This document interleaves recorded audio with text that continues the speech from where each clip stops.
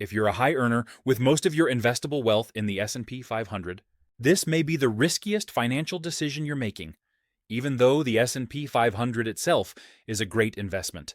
Not because the market is about to crash, and not because the S&P 500 doesn't work long-term, but because risk changes as wealth grows and S&P 500 risk for high earners increases. Most people never adjust their strategy.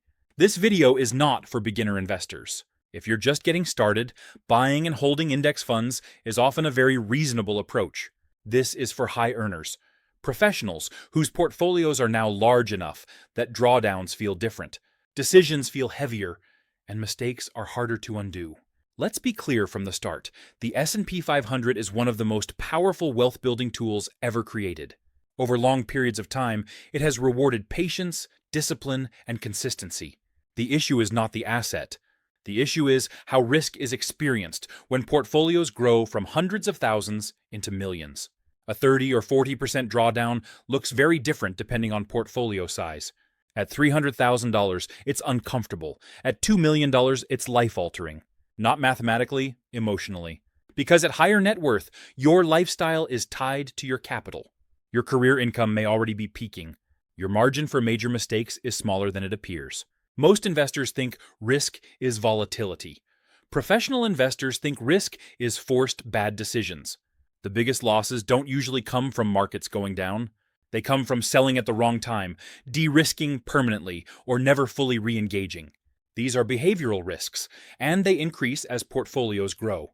Buy and hold works best under 3 assumptions: stable income, infinite patience, no emotional pressure. High earners violate all 3. Career risk, concentration risk, and large dollar swings all show up at once, usually during market stress.